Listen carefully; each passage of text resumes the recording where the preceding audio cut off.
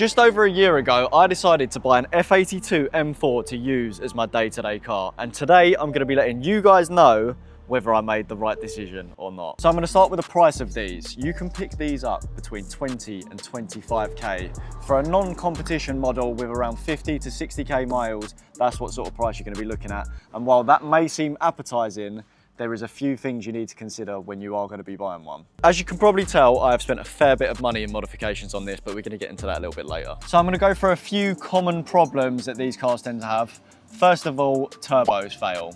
It's very common on these cars. If you are buying between 60k onwards, they most likely would have had turbos replaced in the past. I noticed that mine had had turbos replaced. When I got the car up on the ramp, you could see they had a nice fresh set of turbos in. So luckily that's something I've not had to worry about, but there is more than that. Another common problem is the rear differential bush. They run a single differential bush and they fail from factory. In the comps, this isn't really a problem because they upgraded the bush to like a TU bush, which was uprated because BMW were obviously aware of the issue, but you'll know if one's gone because it'll be making a racket every time you pull away. Another issue is the front control arms, bushes and ball joints.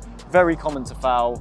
I had to get mine replaced as well because that was also making a knock as I was going over bumps, and you can almost feel it in the steering a little bit as well. Under the bonnet, I'm going to talk about the renowned crank hub issue. This isn't really a problem if the car is going to be staying stock, but if you are going to be tuning it like I am, it is recommended by pretty much every tuning company that you do get the crank hub fixed. But I've got Mr. Hash here from Evolve. He's going to explain what this thing here does. So we've got the stock OEM crank hub, which has a high chance of spinning.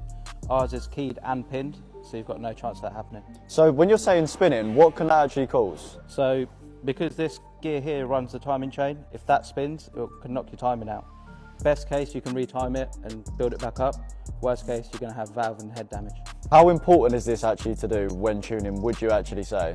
We'd advise it highly if you're going anything above stage 2, because that's when you have more of a risk of it spinning. The crank hub's basically a little part inside the engine. It can spin, it can throw your timing out, which can essentially lead to your S55 3-litre twin turbo engine just going bang, and these engines are not cheap to replace at all. So that is quite a big one to factor in if you're buying one of these cars to actually tune. Another thing to factor in is the cost to replace your brakes. Discs and pads all round on this car with OEM BMW discs and pads is going to set you back about 1.5k. But yeah, that's not cheap. And to be honest, when it comes to me actually upgrading my brakes, I was a little bit surprised how much it actually costs to upgrade these brakes. The factory springs on the car are also very common to crack and break.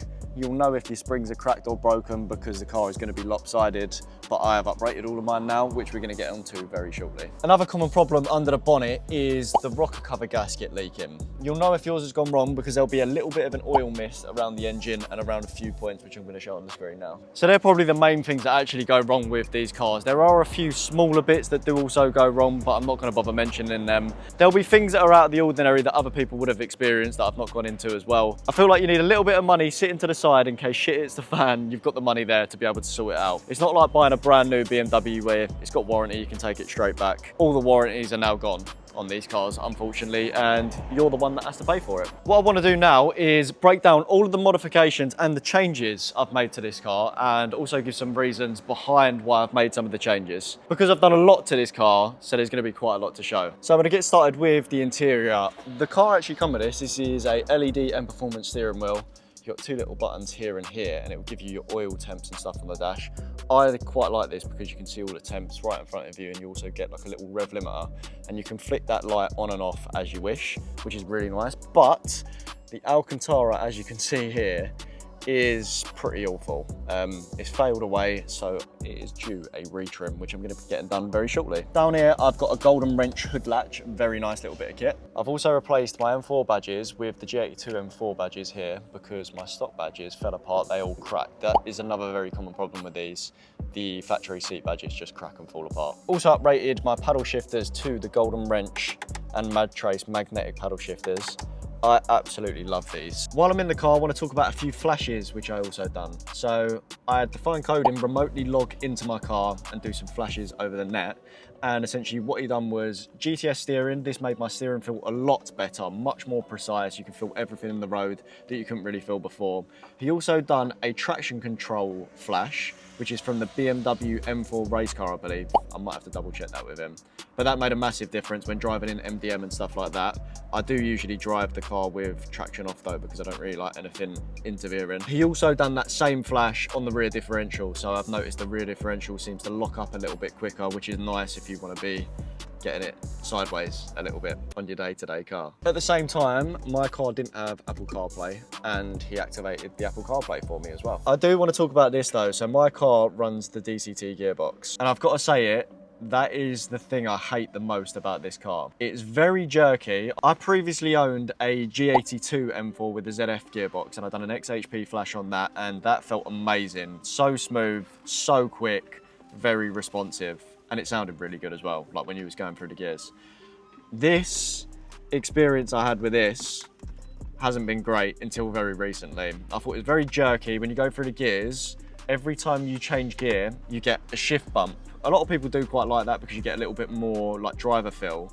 But if you're actually driving the car hard and you're cornering with your foot flat on the accelerator and you change gear, it upsets the rear of the car, kicking the back end out. And that for me, I didn't really like that. I like to know that I've got full control of the car like at all times, especially if you're driving with traction control off and stuff like that. Yeah, I didn't get on with that at all, and I also found the downshifts to be like very sluggish compared to a tuned ZF8 gearbox. But I've managed to do a few little fixes which has helped that massively. I put the XHP gearbox flash on the car, and that made a huge difference. With the XHP gearbox flash, you actually get a little graph of how much you can adjust the shift bump, so I've knocked mine right down, and the gear changes are much better. The only thing the car now carries still is a little bit of jolty and jerkiness when you're sort of coming off and on the throttle, either when you're setting off. The throttle still feels a little bit strange. It's like a little bit too oversensitive, to be honest. If you're new to the channel and you don't know, we are AUTOID, a vehicle styling shop. So we make cars look better, and that's what I've done with this. By the way, I quickly want to mention all of the parts that I've mentioned on this car so far, we also supply and install. And if it's something that we haven't fit ourselves, we have got partners for the tuning, things like the crank hub and stuff like that. Let me go through the parts now. So the bonnet I have replaced for a GTS aluminium bonnet. Very nice bonnet, features a big vent here and still a little bit of a bulge, makes the whole front end of the car look a lot more aggressive. Down there, that is the TRE GT splitter, pre-preg carbon fiber, also paired up with the TRE front canards. So I want to mention something here. My car didn't actually have these headlights from factory. These are Icon headlights, so they look a lot nicer and make the car look a lot more aggressive. And I replaced that for a set of aftermarket ones. The nice thing about these ones, even though they are aftermarket because the factory ones are very expensive, they've got a little hidden feature. So if you flash the full beam 5 times, the DRL will flick from white to yellow, which I'll show you now. And then if we come around here, the DRLs have now flicked from white to yellow. Around the side, I've got the TRE flat pre-preg side skirts, and I've also got a set of TRE pre-preg mirror caps. For the wheels, I went for a custom set of 2 Forge AF1s. These are a pretty new wheel. They're forged lightweight wheels, so you actually notice when you put these on how much lighter and precise the steering feels. I absolutely love these wheels, to be honest. I've gone for a chrome barrel with a liquid silver face, and I think they really complement the car very well. My brake discs were due a change, so I actually upgraded to the EBC race discs. They look a little bit rusty because I just cleaned the car, but they're still a 2-piece disc. They don't get as hot as the factory ones. They're also around 1 kg lighter per wheel as well, which is really nice. And you do actually notice when you're putting on all these lightweight parts in terms of the steering and the balance of the car, because this is actually unsprung weight. And for the brake pads, I fitted the EBC blue stuff pads because they're like a perfect balance of fast road, and you can still use them for track days. But I am going to be doing a track day soon where I'm going to be popping in the RPX pad. They're purely a track pad, so you don't really want to use them on the road because they're going to cover your wheels in brake dust, and they're also very noisy, but the performance around track will be amazing. I am not putting the blue stuff pads down at all because these have been more than enough for the road, and I'm sure they'll be fine for track, but I want to make sure I get the most out of the car when I do actually go on track. On the rear of the car, I've gone for the TRE rear wing. This is really nice, pre-preg carbon fiber wing with aluminium leg bolts. I also left the factory M Performance spoiler Number one, because it's bonded on, and number two, I also quite like the look of the car with the double spoiler. I know some people won't like that, but I think it looks all right. Also on the rear of the car, I have fitted a TRE 3-piece rear diffuser, so it replaces the factory centre part of the diffuser along with these flaps just here. The exhaust I'm running is the Miltech full equal length catback, along with a set of Miltech sports cats. So technically, this system, even though it's extremely loud, it still will pass an MOT. Let me give it some revs now and show you guys what it sounds like.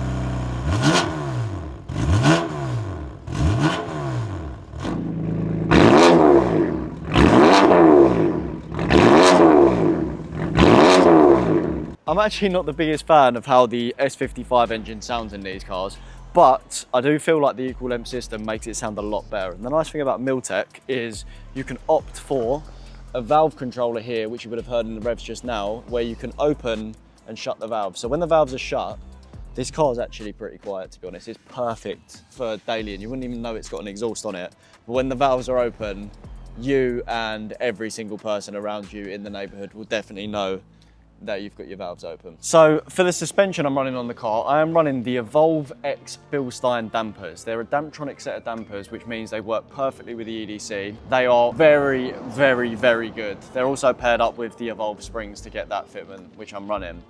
And I've got to say, this has been one of the biggest mods that's transformed the car the most. The car now handles amazingly. You get the perfect balance of going through the mode of how stiff you actually want the car, and you can notice a big difference. The factory electronic damper control is minimal when you're changing through the modes.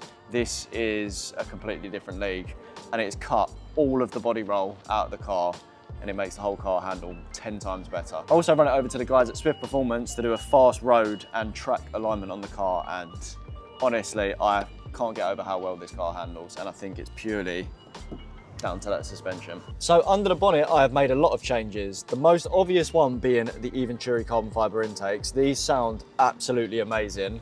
I've also gone for the matte carbon fiber Eventuri charge pipes. This is a bit of a preventative mod because the factory ones are prone to cracking and boost leaks out of them. So that is a great little upgrade. You can also see a load of Evolve caps all around the bay. That's because I popped the car down to them and I had the Evolve crank hub fitted, which I spoke about earlier. And at the same time, when my car was down there, I also had a stage 2 tune put on from Evolve. That put the horsepower from about 420 to just below 550 brake horsepower, and that has made a massive difference to how this car actually drives on the road. So with all that being said, I now want to give you my thoughts on what I actually think about this car, because I've had my fair share of performance cars, and I've got to say, this is one of my favourites. This car for the money is absolutely amazing, and it's easily one of my favourite cars. And to put that into context, I've had quite a few cars in the past. I've had an Audi R8, I've had an A90 Supra, I had a G82 M4, I've got a G90 M5, I had a Honda S2K, I've had two E36s, I had an MX-5, a GT86, two Audi S1s, a Fiesta ST, an EP3 Type R, a Fiesta Zetec S, and a 2003 Ford Focus. And this easily deserves a spot in the top 3. But that is as the car sits now. In stock form, it wouldn't be nowhere near the top 3, to be honest. But that's the nice thing about these. They're at a price point where you can purchase them and still have a bit of money there to build the car exactly how you want. And that's the nice thing about BMWs in general, to be honest. There is so much you can do to BMW M cars to build them exactly how you want for any use you want. If you want to make it a track car, a drift car, or just a really nice day-to-day car, you can do that. With this car, I've kind of gone for it still being a good enough car to use daily, but it's a very fast road car, and it's going to be good for occasional track use as well. And it looks the bollocks. As you can probably tell, I absolutely love this car, but what I'm going to do is I'm going to get Jack to come in and drive the car and give his thoughts, because he's never driven this car before and he can give some unbiased opinions on how the car actually drives. Usually me and Jack disagree with everything, so this is going to be pretty interesting. Right, so I have jumped in the car to be a passenger princess, because don't just take my word for it.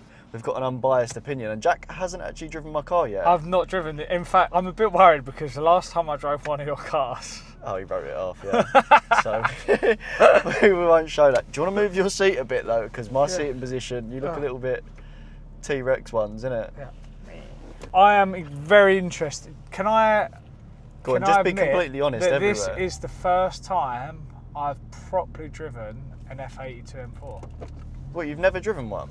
Not properly. I've moved cars around and I've had like little drives here and there, but S55 F82 M4. Not happened yet. Not properly, no. What do you think about the interior though? The Apart interior, from the steering wheel, yeah, that's no. getting redone. Yeah, steering wheel literally feels like my nan's drawers. But the actual interior in this is 10 out of 10. Like, It's nice, isn't it? The extended leather is unreal. This is like better than the G90 M5.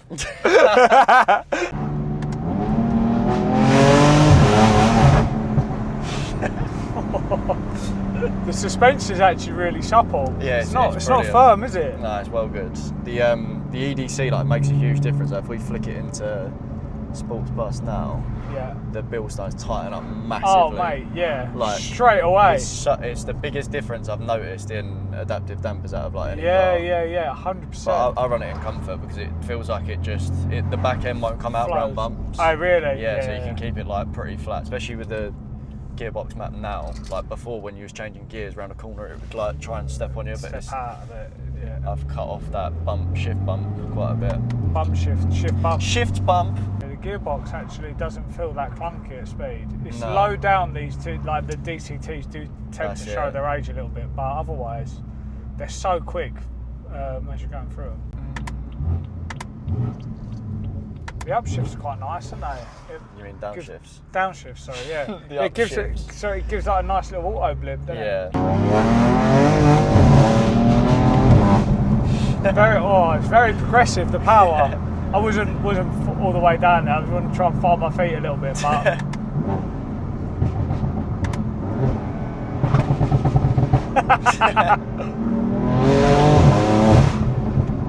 no traction issues at all, actually, is there? Nothing. In this, you'll be able to keep it flat out, like Yeah, even in yeah. first gear. It will do a little bit of a rolling burnout, but you'll be sweet.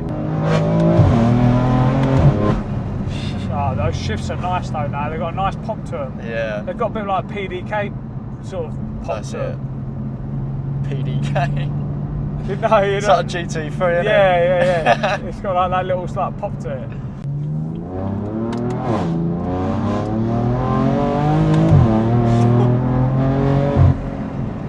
Oh, it does feel nice though. Actually, the torque, you get quite a lot of torque in the passenger seat. Steering's really direct. Actually. Yeah, it's well direct.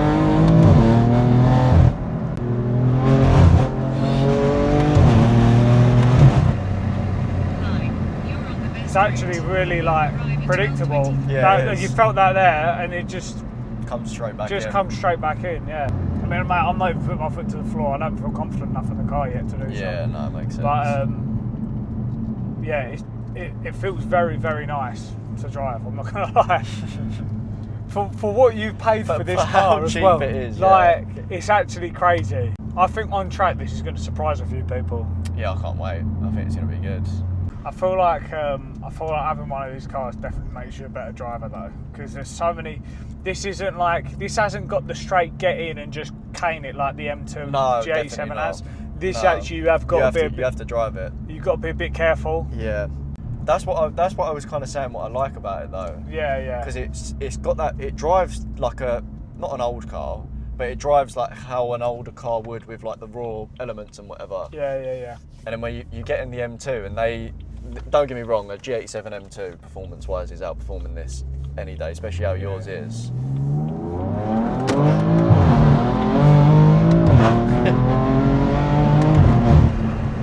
But this you feel like you get a bit more out of. So I like the sound of the exhaust then. When you're flat out, it's nice. Yeah, that sounded really nice. If you're not fully lit or whatever, and you're just slightly, it just sounds. Yeah. But under full load, it's got a bit of depth to it. I think it's very rare that a car will sound very good with like no cats. I actually think cats do kind of improve the sound of cars slightly. Yeah, they do. They deepen them. Yeah. It cuts rasp out, doesn't it?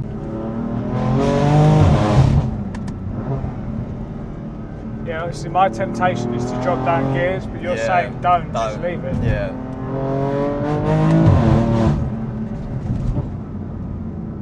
It firms bumps lovely though, doesn't Yeah, it? it does. There's no actually knocking does. or nothing. No. It can actually be a gear up. Yeah, you can. Yeah, it suits the car. That's what I tend to end up doing.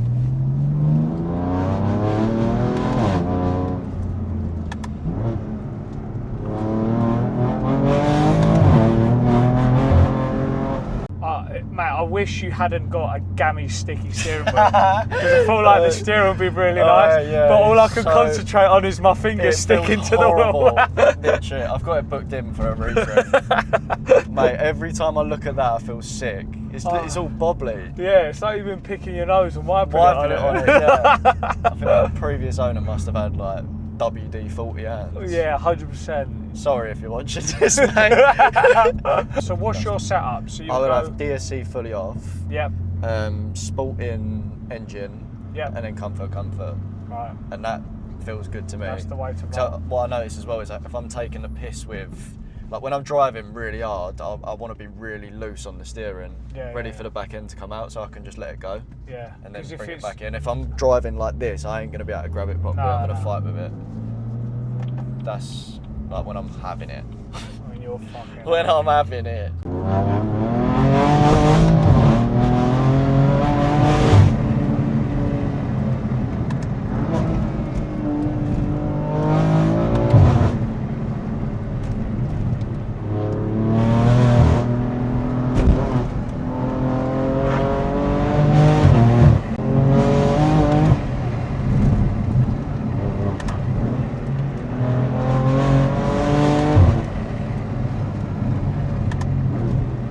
It does feel a bit loose. Do you think? Yeah, a little bit. But the steering's really nice. Like proper direct. Suspension's fucking brilliant. It's mad, isn't it? Yeah.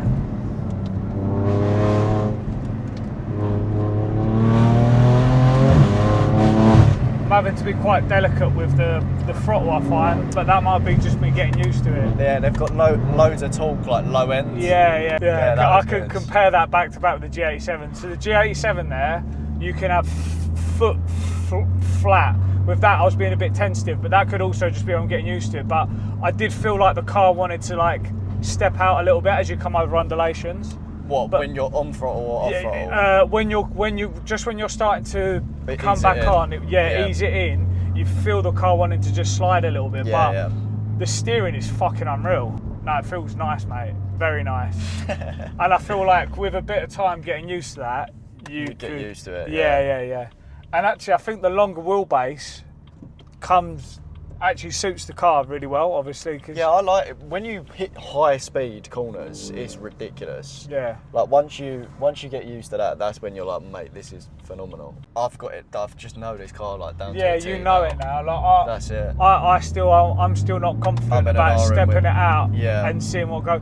Like, because with the M2, You'll let it come out. I'll let it come out because Yeah, I know how to catch it. With this, I don't want to. Especially, I've got rebound. Track record. I've got a track record for your car. So. Yeah, what I found is when this back end does come out, it's so smooth. Oh, is it? Yeah, I'll let it come right out. Yeah. So like, I'll say for instance on them corners there, like when you was going for it, I would push it to the point, deliberately forcing the back end out to get you around the corner a bit quicker. Yeah. And then that, I've only recently been able to do that comfortably after I've had all my alignment done. Yeah. Because before sometimes it could go this way or that way. You'd be a bit unpredictable. Yeah, like 1 minute I'm going in a bush, next minute I'm going straight. Yeah, it's actually, I think probably the best way I can explain it is like the car feels really like nicely balanced. Yeah. Like brakes, steering, suspension, power, like they're all in sync. Nothing's too much. Yeah, like this. It. It's not like it's 900 brake horsepower and it feels too much for the car, or it ain't like when you step on the brakes, your head's gonna go through the windscreen, or like, or there's like a disconnect with the steering. It all actually feels really nicely balanced. Everything all ties in. Yeah. Yeah. It's a very comfortable daily as well. You've got literally everything you need, haven't you? Round up thoughts, I think, mate, as I said, this is a very, very nicely balanced car, and I think for the money, like, I feel like we've said this so many times, there's so many different price categories, but for what this is, like 25, 30 grand car, it's very difficult to see what would beat this as a value proposition. The way, all the stuff that you've done to it, the exhaust, the suspension, the gearbox, all of that stuff makes this like hard to turn down as an option for someone to have as a weekend car. Like someone that's not got 80 grand to go and buy an M2 or a new M4 or whatever it is. Yeah. And I think as a driver's car, like back to back as a driver's car, this versus a G82 for the money. Like if you're just looking for an out and out weekend car, so just how it drives, you can't go wrong with this car. Yeah. If you're going to daily it, the G82 is It's going to be a better car. better car. Yeah, you could, like, if you, let's just say for example, right, if you've got a Range Rover or an SUV or something, and you wanted a weekend car, this is by far a better weekend car than a G82. I agree with that, 100%. Do you know what I mean? Yeah, 100%. If you're trying to do both, and you want a car you can use every day and then cane it at the weekend, sell the SUV, get in the G80 and put your money towards that. That's it. But I think if you're trying to do both on a budget, this is unreal. That's where I'd put this car. I completely agree with you for once. That's the first thing we've ever agreed on. Literally. Right, last thing, one thing you hate about it the most. Gearbox. Yeah, same, I agree with you again. Yeah. Right, done deal. Sorted. I can't believe we've agreed on something. It don't feel real, Jack. Yeah, what's gone on there? The world's turned upside down. I need to drive the Porsche now. Yeah, go and tell us what you hate. So for the first time ever, me and Jack actually agree on something. This car is amazing value for money, and I absolutely love how this car drives. I think it's absolutely perfect, and it's all been brought together by the mods that I've made to it. As I said earlier, the nice thing about these cars is your modding potential is kind of unlimited. I have got a track day coming up with this car in just 2 weeks' time, so I'm proper excited to see how this car goes around the track. There will be a video coming out, so make sure you guys keep your eyes peeled for that, and we'll catch you guys next Sunday at 4 p.m.